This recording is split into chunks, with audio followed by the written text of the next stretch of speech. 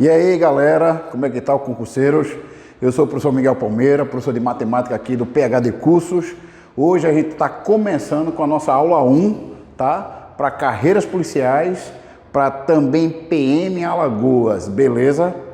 Vamos lá, matemática, muita gente deixa essa matéria para depois, não dá tanta importância, mas eu tenho certeza que com as minhas aulas, você aí que está em casa, vai mudar essa ideia, beleza? A gente vai fazer ponto a ponto essa programação que a CESP e Sebrasp cobra para a PM Alagoas, beleza? É um edital bem genérico, mas a gente vai traçar os assuntos que mais caem, beleza? No conteúdo da PM, tá? A gente tem como base a PM de 2017, o concurso da PM de 2018 e com certeza vai ser muito parecido com os próximos, tá? Até porque a CESP ela não muda muito a característica dela de concurso para concurso, ok? Bom, a gente está começando com um assunto que é muito pertinente e eu posso até citar que a pior questão da prova de 2017 da PEMAL foi desse assunto que a gente vai ver hoje, tá? Que é um assunto de assunto fundamental, de ensino fundamental, de sexta série, né? Que a gente chama de antiga sexta, né? Que hoje é o 7º ano, que aqui é de razão e proporção, beleza? A gente vai dar umas dicas bem bacanas de como você consegue se dar bem nas questões de interpretação de razão e proporção, ok? Bom, quando a gente começa, pessoal, com o termo de razão, a gente pode até pensar aqui assim, ó. Se você analisar a razão, a apresentação dela é isso aqui, ó. A sobre B, tá? A sobre B. Parece muito com uma fração, né? Se você analisar, pô, não é uma fração, não.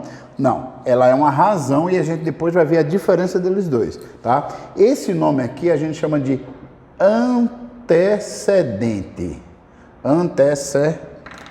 Antecedente.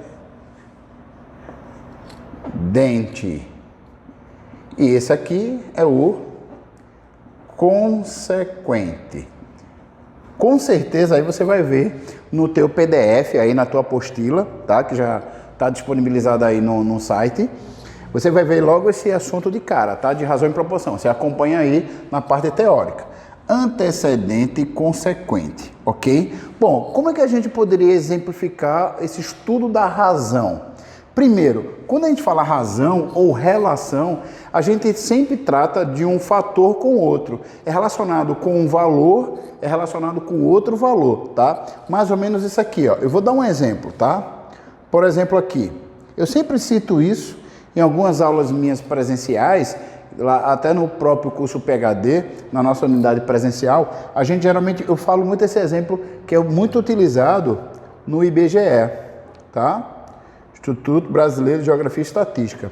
Eu lembro que no último censo que eu participei lá no IBGE, como supervisor do censo, eu lembro que tinha um certo dado que muito me chamou a atenção.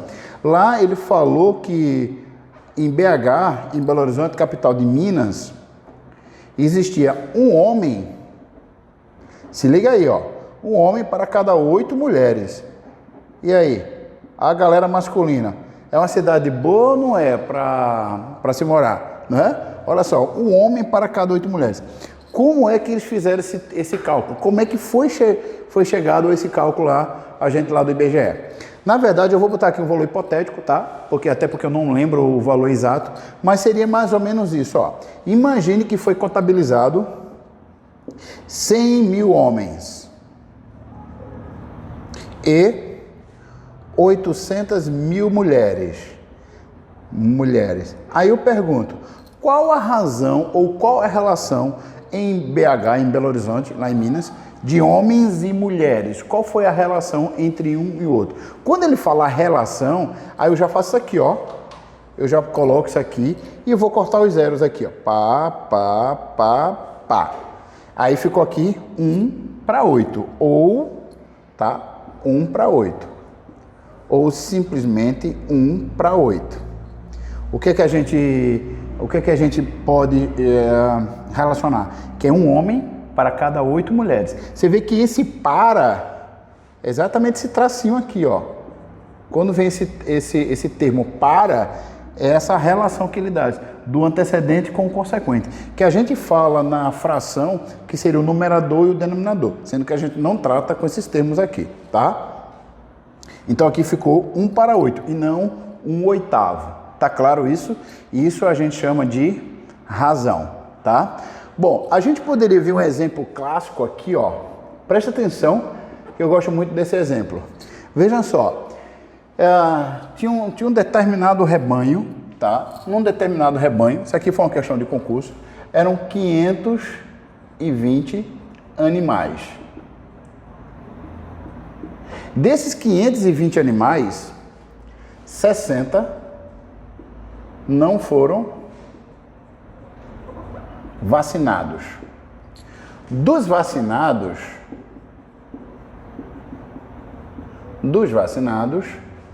92 morreram. Morreram. Ponto. Olha só, ele fala que eram 520 animais, né? Tratava aqui de bovinos. Ele falou que 60 desses animais não foram vacinados. Dos animais vacinados, 92 morreram. Ponto. Aí ele fala, qual a relação entre os vacinados de mortos e vivos. Se liga aí, ó. Qual a razão entre os vacinados, não é com todos, não é com os 520, entre mortos e vivos. De mortos e vivos. E aí, como é que a gente faz uma conta? Imagine, gente, uma questão dessa, que é uma questão super simples, e muita gente ainda se passa com a interpretação do texto, tá? Porque a matemática, gente, não é só o cálculo. Qual é a dificuldade de vocês na matemática? Muitos me falam, sempre eu escuto isso diariamente, que é como fazer a questão, como montar, como interpretar, como fazer a montagem. Depois que está montado, a maioria consegue fazer, mas o grande problema é de entender como é que chega lá. Então, muita gente está deixando a matemática para lá e ela está fazendo toda a diferença na prova.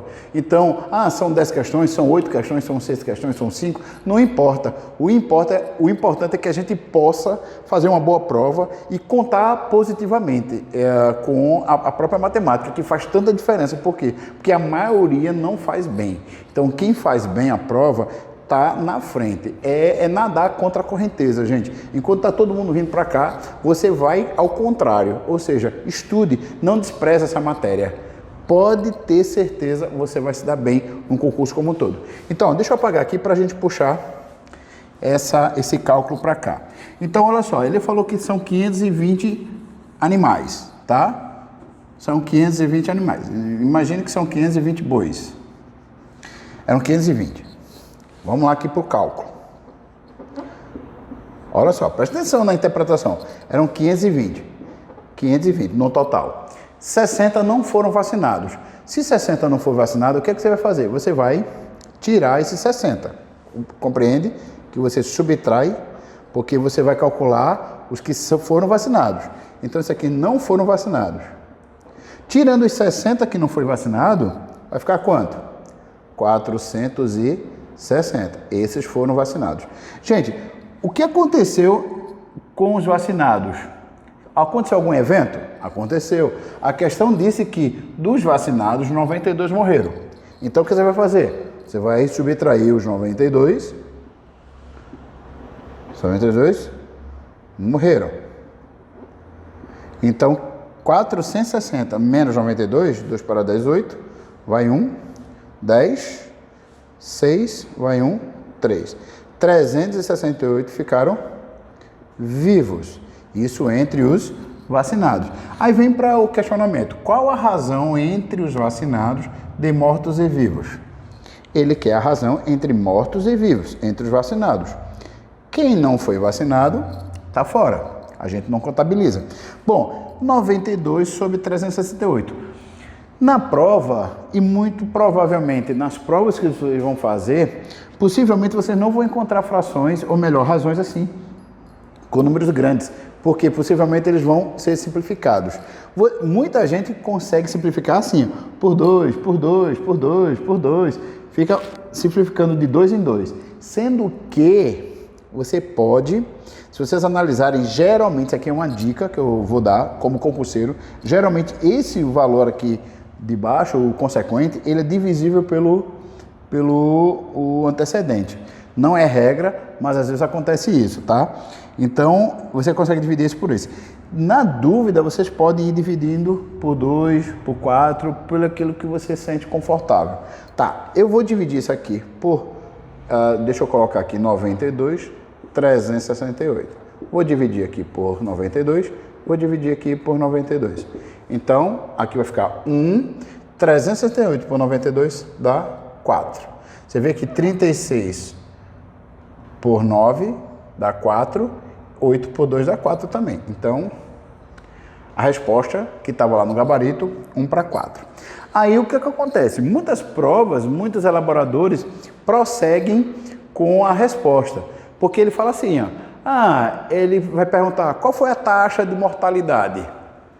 Taxa, quando ele fala taxa, a gente já entra no assunto de porcentagem, né? Que está muito relacionado os dois. Então, qual é a taxa de mortalidade? Qual foi a taxa de mortalidade em relação aos vacinados? Você vê que, apesar de ter uma vacina, apesar dos animais terem sido vacinados, o que aconteceu? Ainda teve animais que foram mortos, então a vacina ela não teve 100% de eficiência. Aí ele pergunta, qual foi a taxa de mortalidade? Aí, quando você olha para isso aqui, 1 sobre 4, o que você vai imaginar? 1/4 é equivalente a 25%. E lá nas alternativas ou na prova de certo e errado vai estar lá, 25%, por exemplo. E você vai marcar crente que acertou. Sendo que eu não sei se vocês lembram no início da nossa aula de hoje, que eu falei que razão parece, mas ela não é necessariamente uma fração. Vocês lembram disso? Tá? Era a relação de um valor com o outro, tá? Com duas coisas, inclusive. Então, tem a relação entre mortos e vivos.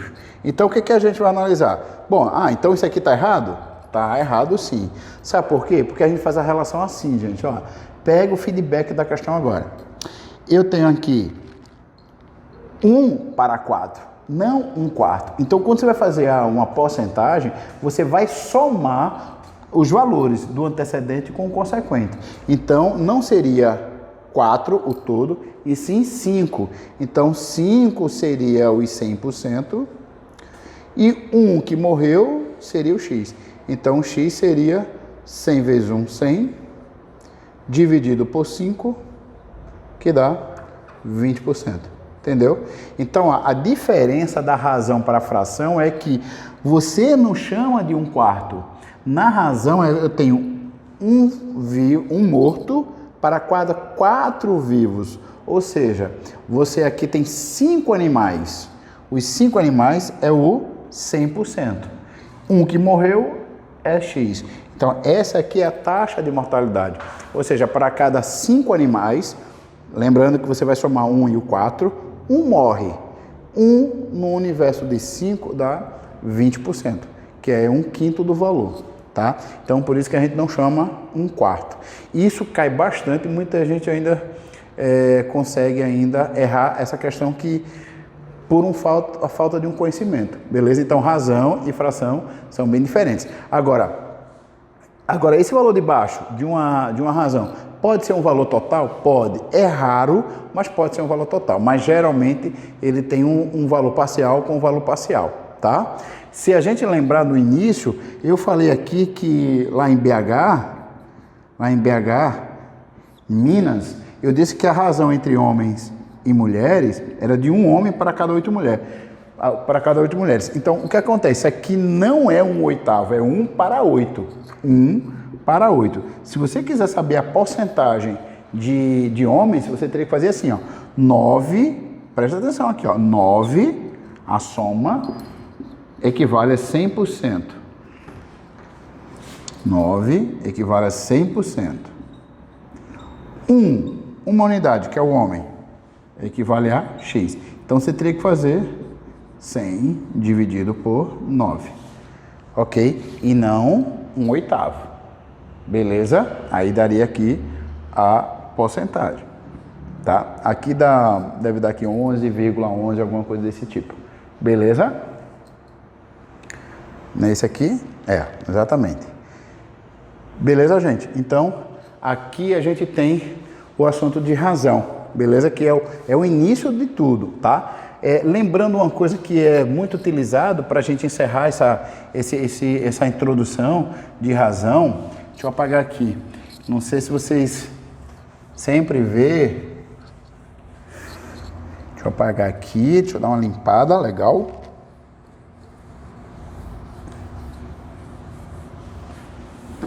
Outra coisa que é muito utilizada em razão são as escalas. Essas escalas, elas são usadas em mapas, em planta de casa, de terreno, em protótipos, né? Quando você vai fazer um avião, geralmente você faz uma escala de um avião menor. Ou então um prédio. Você já viram aquelas maquetes de prédio que geralmente você encontra em construtora, em imobiliária? Então eles fazem a réplica da construção numa maquete. E aquela maquete, aquele prédio, em menores proporções, ela tá proporcionalmente em cima de uma razão. Então, geralmente, aquela maquete ou o desenho, eles apresentam a escala. Geralmente, na planta, eles colocam aqui, geralmente no lado direito, na parte inferior, aí ele bota lá 1 para, sei lá, vou botar aqui, 250 mil. 1 para 250 mil. O que significa isso? Que aqui, no desenho, no papel, ele é 250 mil vezes menor. Então, aquela escala que é 1 para 250 mil, o que significa isso? A cada 1 centímetro, tá, do papel equivale a 250 mil centímetros no tamanho real. Aqui seria no desenho. Beleza? Então, o que acontece? A escala, ela é dada assim. É o desenho pelo tamanho real. Tá? Aí você analisa, poxa, se for uma casa, se for um terreno de uma casa, você vai imaginar que o valor, você vai transformar os centímetros, que está aqui, porque isso aqui você vai ver em centímetros.